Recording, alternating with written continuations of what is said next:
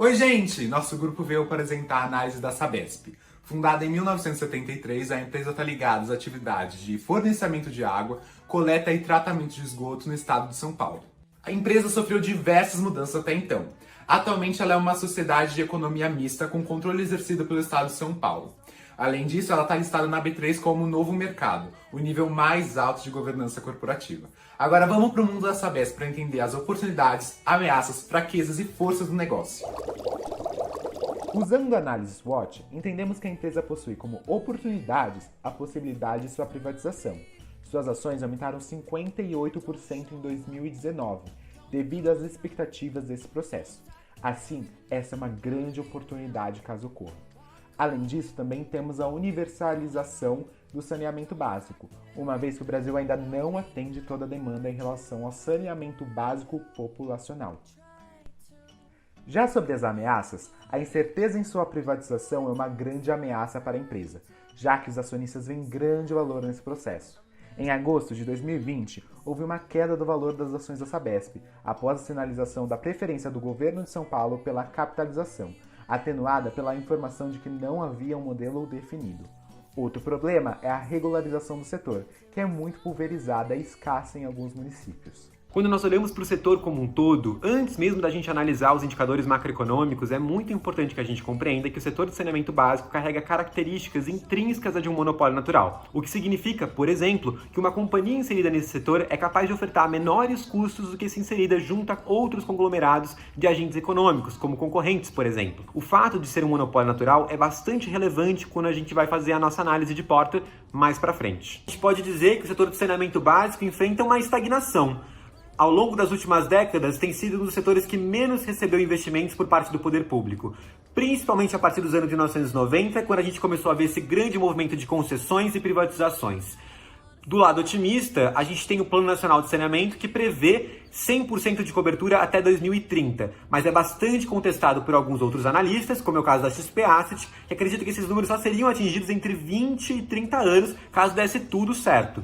Esse fator é bastante importante porque isso também vai impactar nas nossas premissas, nas quais a gente admite que esses números de 100% também não seriam atingidos no decorrer dos próximos 10 anos. Agora, falando um pouco sobre a regulamentação, a gente pode partir para esse novo cenário. Ainda que o novo marco de saneamento tenha sido aprovado no ano de 2020, a situação é muito delicada. Ocorrem discussões a respeito de artigos específicos da lei que são fundamentais para que as privatizações começassem a ocorrer. O setor é composto de agências reguladoras. Ao todo, são aproximadamente 49 delas, e isso é um impedidor muito grande na potencial privatização. Passando então para uma análise de Porter, classificamos a ameaça dos novos entrantes como baixa. Existem custos muito elevados relativos à infraestrutura, regulamentação instável e funcionamento via concessão em um mercado de poucos grandes players. Olhando também para a ameaça de concorrentes, avaliamos como moderada. Como atuam em modal de concessão, a concorrência é mais representativa quando há liberação de leilões. Entretanto, cada companhia atua em período pré-determinado e em local específico. Como consequência, a competitividade não afeta suas receitas diretamente. O poder de barganha dos compradores é baixo. O consumidor exerce quase uma posição de telespectador, visto que necessita do serviço e a companhia domina a região em que atua.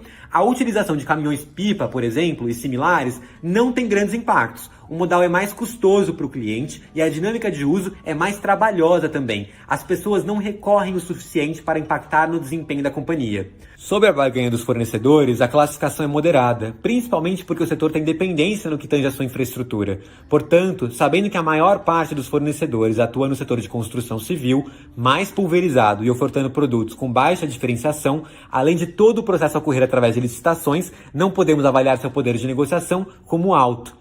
Produtos substitutos são pouco representativos. Obviamente, o setor de saneamento é uma necessidade básica e já vivencia uma escassez de oferta em diversas localidades do país.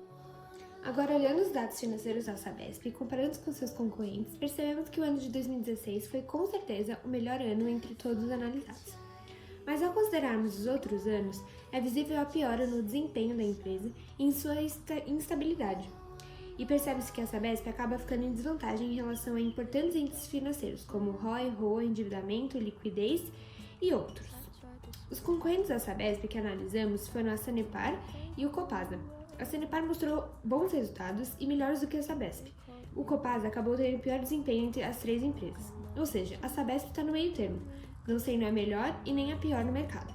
A performance da Sabesp não é muito constante ao longo dos anos, e mesmo que os resultados dos anos de 2018 e 2019 tenham sido bons, houve novamente um declínio nos demonstrativos financeiros. Percebe-se que a Sabesp não tem muita capacidade de arcar com suas obrigações de longo e curto prazo, assim como o pagamento de seus acionistas. Além disso, foram poucos os anos que seu indicador ROIC possuía boas porcentagens, ou seja, os investimentos não são rentáveis, assim como mostra o cálculo do EVA, que mudou seu resultado negativo de mais de 300% de um ano para outro, positivamente, e 2 anos depois diminuiu quase 400%, voltando ao estado negativo de geração de valor aos seus acionistas. Para a realização das projeções, fizemos as alterações nas tarifas aprovadas pelo Arcesp nos anos de 2022, com 7,6% de aumento, e 2024, com 8%. Fazendo os cálculos com componentes variáveis e fixos, percebemos que há uma esperança de que tenha um crescimento na receita para compensar os riscos na implementação da nova tarifa. Na projeção de fluxo de caixa e capital de giro, usamos de base os resultados dos anos anteriores a partir da análise horizontal e vertical. Fizemos o cálculo do Free Cash Flow nos anos seguintes e entre 2022 e 2024 haverá uma queda no índice. Isso se deve pela projeção no qual consideramos um aumento dos ativos financeiros da empresa no ano de 2022, além de seu rendimento anual, visto que consideramos os possíveis investimentos que a empresa pode adquirir futuramente. Entendemos que, como a Sabesp já mostrou interesse prévio em investir em outras operações, como no caso mencionado da SEDAI, essa promessa faz sentido em longo prazo. Utilizamos os mecanismos de análise horizontal e vertical para projeções do balanço patrimonial, que são essenciais para compreender a variação de algo dentro de um intervalo de tempo e também percentual que uma variável ocupa de algo, como a relação entre ativos circulantes e ativos totais, respectivamente. Depois de entender o quadro setorial, as características intrínsecas da Sabesp e a avaliação dos dados financeiros, construímos nossa conclusão. Nossa posição como investidores é neutra, ou seja, não compraríamos as ações da companhia. Vamos explicar detalhando os pilares da nossa decisão de uma forma mais didática. Durante a análise de setor de água e saneamento básico, a aprovação do novo marco que regula o saneamento intensifica as atividades de investimento entre as empresas. Essa regulação tem o objetivo de maximizar o desempenho dessas companhias, refletindo também no desempenho das ações na Bolsa. O maior problema é que no atual quadro, já englobando a pandemia do novo coronavírus, esse novo marco regulatório enfrenta uma pressão de potenciais vetos para que investimentos privados sejam realizados.